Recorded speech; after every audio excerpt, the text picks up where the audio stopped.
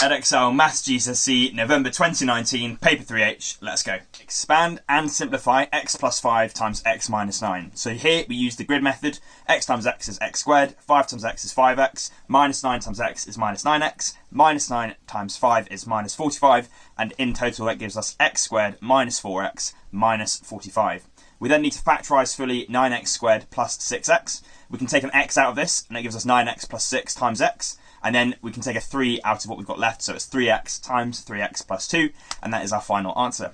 Moving on to question 2, we need to use our calculator to work out the following equation. What I'd recommend is in your calculator, do the numerator and the denominator just to show you're working, and then write out the calculator answer in full.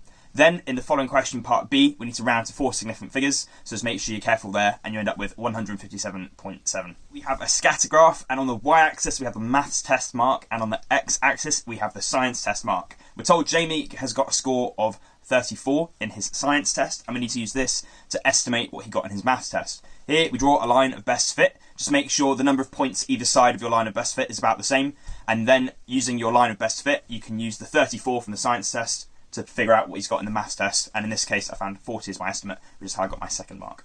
So here we have a table of results, and we can see the time in seconds is shown in a range of 5 to 10, 10 to 15, 15 to 20 and 20 to 25. So the way we take our estimate here is we find the middle point between them and we multiply them by the frequency of how many people ran in that time slot. When we add that all up, we end up with 335, and our denominator is going to be 18 because there's 18 students in total. That gives us an average or mean of 18.6 to 3 significant figures. Right, 37 centimetres cubed in millimetres cubed. So if we have 1 centimetre, we have 10 millimetres. If we have 1 centimetre squared, we now have 100 millimetres squared. If we have 1 centimetre cubed, we then times this by 10 again, so it's 10 cubed, and we end up with 1,000 millimetres cubed. So now, to figure out how much is in 37 centimetres cubed, we just times 37 to both sides, and we find out we have 37,000 millimetres cubed. Next, moving on to Nima and his speed for his sat-nav, we need to take the time and the distance to calculate our speed. The way we do this is we find the time taken, which is 1 hour and 18 minutes, and that is 78 minutes when we put it all into minutes. And then to find our speed, we do distance over time. The distance is 65 miles and the time taken is 78 minutes. But we need our units in miles per hour, so we've got to multiply our answer by 60 to convert from miles per minute to miles per hour, because there's obviously 60 minutes in an hour, so we have 60 times the amount, which means we end up with 50 miles per hour. Right, 32,460,000 in standard form.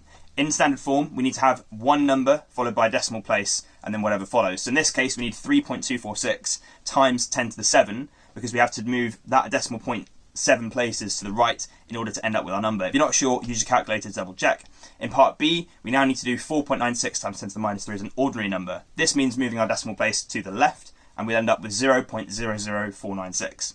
Finally, we have to say whether this statement is correct or not.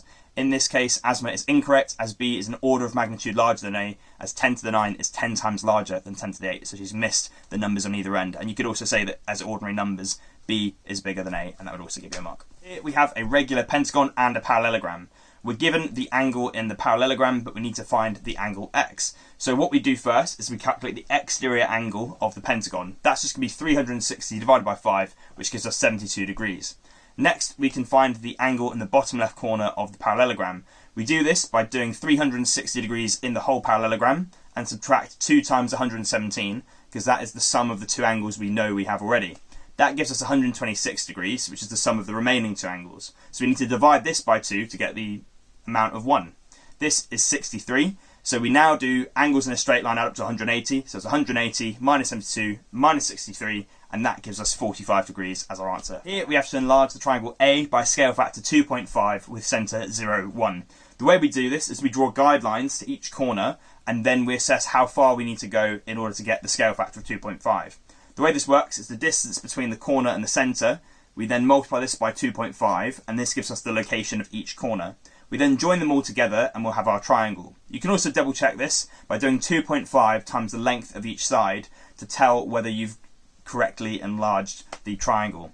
So if you can draw all 3 corners correctly and join it up, you'll have 2 marks. Next, we have to solve 9 plus x over 7 equal to 11 minus x. First thing I did was multiply both sides by 7 to release the 7 from the bottom of the fraction. I then added 7x to both sides to release the minus 7x from the right hand side.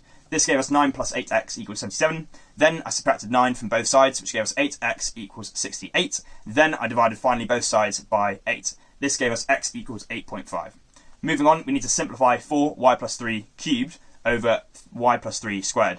You can see that the y plus 3 cancels for both, and because we have one more y plus 3, because it's cubed not squared, we just have 4 times y plus 3 at the top. This expands to 4y plus 12, and that is our final answer. Here we need to find the probability of Bisma being late on one of the 2 days that they go into work. This means they can be late the first day and not late the second day, or not late the first day and late the second day. So when we add up these probabilities, we'll have 0.07 times 0.98 for the first one, and then we have 0.93 times 0.11 for the second.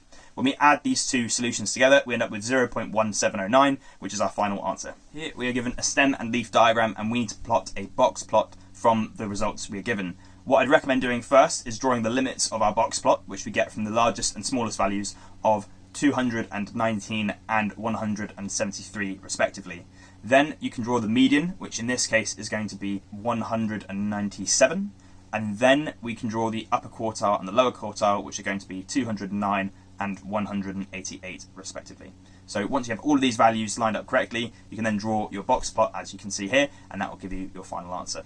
Here we have a liquid A and a liquid B, and they're mixed together to form liquid C in the ratio 2 to 13. We're told the densities of each liquid, and we're also told the volume of the cylinder. So then we need to find the mass of liquid in the container and give our answer to 3 significant figures. So the way we do this is we figure out the volume of the cylinder first and foremost. This is going to be pi r squared times L. This is going to be the same as pi times 3 squared times 25, because we're given the radius of 3 and the length of 25, which gives us a volume of 707 centimeters cubed.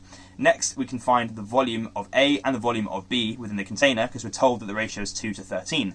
That means that the volume of A within the container is going to be 2/15 of the total volume, 94.2 centimeters cubed, and for B it's going to be 13/15 of the total volume, which is 612.6 centimeters cubed. Then, using our density times volume equation, we can find mass. So we have 1.21 as the density times 94.2, which is the volume of A, equals 114 grams, which is the mass of A.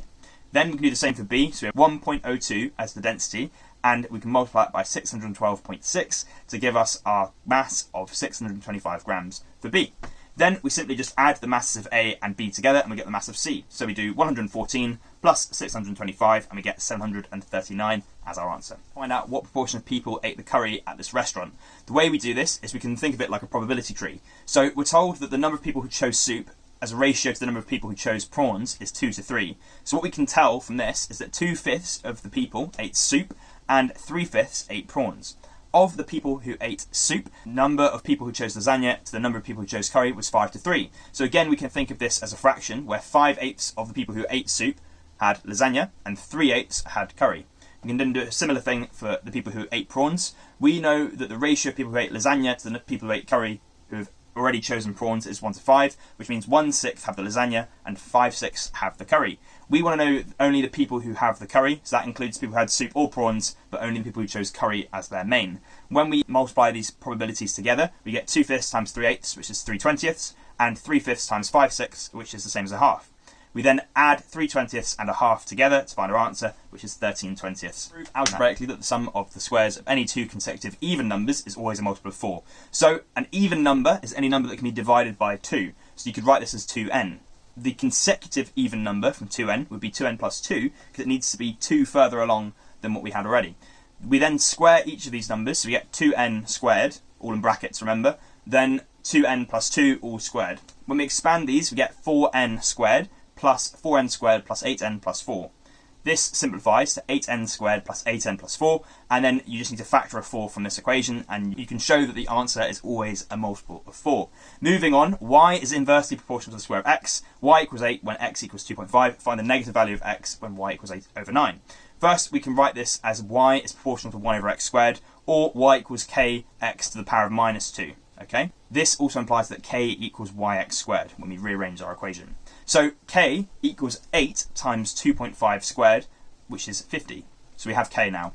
K over y equals x squared, and this implies that the negative square root, because remember we're looking for the negative value of x, the negative square root of k over y is equal to x. So we're going to plug in these values. 50, which is our k value, divided by 8 over 9, which is our y value, equals 56.25. we then find the negative square root of 56.25, which gives us minus 7.5 as our final answer. It's the graph of y equals x squared minus 3, and we need to draw a line to find the roots of the equation. So the way we do this is we consider what values would we need to take away or add to x squared minus 3 to end up with x squared minus 2x minus 2. In this case, you'd have to subtract 2x and add 1. So in that case, we need to set up a simultaneous equation of x squared minus 3 equals 2x minus 1. When we rearrange this, we'll end up with y equals x squared minus 2x minus 2. Okay? So once we have this, we can then find where the lines intersect to give us our x values, which are therefore going to be the roots of our equation. When we do this, we can find that the roots are minus 0.75 or 2.75, and that will give us our two answers. BC, given the three lengths provided and the ratio of two angles, okay? So if you're not sure how to do this, we need to use the cosine rule, which is a squared equals b squared plus c squared minus 2bc cos a. When we input our values, or when we think about this in terms of our triangle that we have here, it's ba squared equals bc squared plus ac squared minus 2bc ac cos bca. The way I'd think about this is what is the angle that you're looking for? In this case, it's BCA, and then work out all the other values around that, okay? Next, we can rearrange this to BA squared minus BC squared minus AC squared, all divided by minus 2 BCAC, and that equals cos BCA. This is the same as the inverse cos, and then we can put all our values in now of 3.4 squared minus 6.1 squared minus 6.2 squared, all divided by minus 2 times 6.1 times 6.2, and that equals 32.1 degrees, which is BCA, and the same as DCA. So now that we have this, we can find DAC, which is just 2/5 of that, and that's just 12.8 degrees. Next, using the triangle ADC, we have two of the angles, so we can find the third one, knowing that 180 degrees are in a triangle. This ends up with 135.1 degrees as our angle.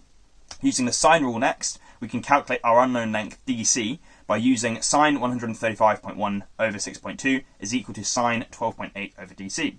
This rearranged gives us DC equals sine 12.8 times 6.2 over sine 135.1 and gives us our final answer of 1.95 centimetres to three significant figures. Here we have a distance time graph for a cyclist, and we need to find their speed at 6 seconds. So we take an estimate by finding the tangent to the line, and we calculate the gradient of the line to find the speed.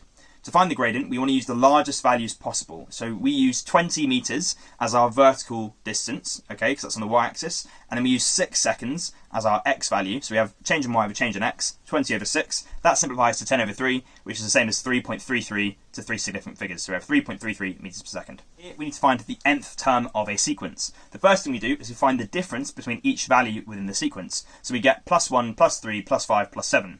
The difference between these differences is plus 2. So we know it's going to be a quadratic, okay? So we have n squared values of 1, 4, 9, 16 and 25. We can then compare these with what we end up with in the question. We can see that 25 to 15 is minus 10, 16 to 8 is minus 8, 9 to 3 is minus 6, 4 to 0 is minus 4, and 1 to minus 1 is minus 2. So as you may have noticed, we have to subtract minus 2n from each to end up with the values we had in the original sequence. So we end up with n squared minus 2n as our value for the nth term of the sequence. Next, we have a biased coin that's thrown 4 times, and the probability of getting 4 heads is 16 over 81. We need to find the probability of getting 4 tails when the coin is thrown 4 times. We do the fourth root of 16 over 81 to find the probability of throwing a heads once. You can think of this as doing the square root twice, okay? This is 2/3, and then because the coin has two options, you either have heads or tails, it will be 1 minus 2/3 to give us 1/3 for the probability of landing just 1 tails. We then need to find the probability of getting 4 tails, so we have to do a third times a third times a third times a third, which is the same as doing it to the power of 4.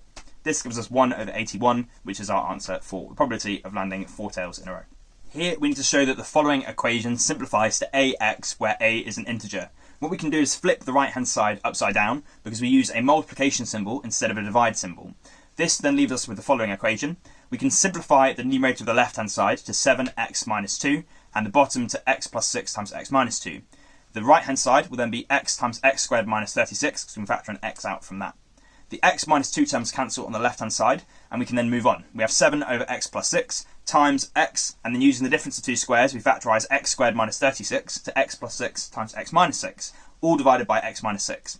you can see that the x minus 6 terms cancel, the x plus 6 terms cancel, and that leaves us with 7x as our final answer. We have a sector of a circle, and this can be changed into the shape of a cone. We're told the volume of the cone is 56.8 centimeters cubed, and the height of the cone is 3.6 centimeters, and we need to find the angle of the sector that makes our cone. So, the way we do this is we can find the radius because we're given the volume and the height. So we use the volume of a cone equation to find the value of r. So we have to rearrange to get the square root of 3v over pi h to give us r, which is 3.88 centimeters. We can then think about Pythagoras' theorem to find L, because the vertical height h and the horizontal distance r can give us the hypotenuse L. And that is the same as OC, it's the same as OA, it's the same as OB. You could even think of it as the radius of the sector on the left-hand side of the diagram. Okay, so we can use Pythagoras' theorem. We get L squared equals h squared plus r squared, and then we can do L equals the square root of 3.6 squared plus 3.88 squared, and that is equal to 5.29, which is the same as OC. Okay, next we know the curved surface area of a cone is going to be pi RL, and that is equal to the surface area of the sector of the circle that we have on the left-hand side. Pi RL is going to be pi times 3.88 times 5.29, and that equals 64.5 centimeters squared. Next, we can find the area of the sector of a circle by doing pi times the radius, which in this case is AO, not the same radius as the cone. So pi times AO squared times theta over 360, where theta is the angle on the inside of the sector. Remember, this is the specific sector OACB, so it's the large angle we're looking for, over 360. Equals pi RL. We see that L is AO, and that is the same as the radius on the left-hand side of the equation. Okay, so we do pi times 5.29 squared times theta over 360 equals 64.5, and then we rearrange everything for theta. So that gives us 64.5 times 360 over pi times 5.29 squared, and that gives us 264 degrees as our final answer to three significant figures. Finally, we have a vectors question for a parallelogram. So we can see that OZ is equal to XY in the vector form, because these are both of the parallel lines that are running on the left and right hand side of our diagram. We also know that the vector OX is equal to ZY, as these are both the horizontal lines running on our parallelogram. Finally, we know OP is equal to a third A, and PX is equal to 2/3 of A, because we have that ratio of 1 to 2 that we're given in the question. The same applies for OR to RY, where we're given the ratio 1 to 3, so we know that a quarter of B is OR, and a 3/4 of B is RY. ZP is equal to ZO plus OP, and ZR is equal to ZO plus OR. We can see that we have that ZO term in common, so we can figure that out. That is the same as minus the vector OZ, because it's the same in reverse, and that is equal to the minus of XY, as we can see from our equations at the beginning. This we can think of as the negative of XO plus OY. The value of XO is minus A, and the value of OY is plus B. So when we add that all together with our minus sign on the end, we end up with A minus B for our value of the vector ZO. We can then put this into either equation for ZP and ZR, and then we just need to find OP and OR. We know what OP is because we've written that out, and that's a third of A, and OR is a quarter of B because we've already found that. So now we have our values for ZP and ZR. Then we can write them as a ratio to one another, and we can multiply both sides by 12 to get rid of that third and a quarter on either side. This gives us 12A minus 12B plus 4A is a ratio of 12A minus 12B plus 3B. We can add up everything on either side, which gives us 16A minus 12B to 12A minus 9B. Now this might be hard to spot, but we can actually factorise 4A minus 3B out of both, which gives us our ratio of 4 to 3. That is the answer that we're looking for in this question. And there we have it, guys. Edexcel GCSE Paper 3H from November 2019. It's done. 100%, 80 marks, grade 9. That's it. So, thank you for watching. Please do leave a like and a subscribe if you enjoyed the content, as it helps out the channel a ton. And do let me know if there's any exam papers you'd like me to cover in the comments below, and I'll get around to them as soon as possible. Thanks again for watching, and I'll see you in the next video.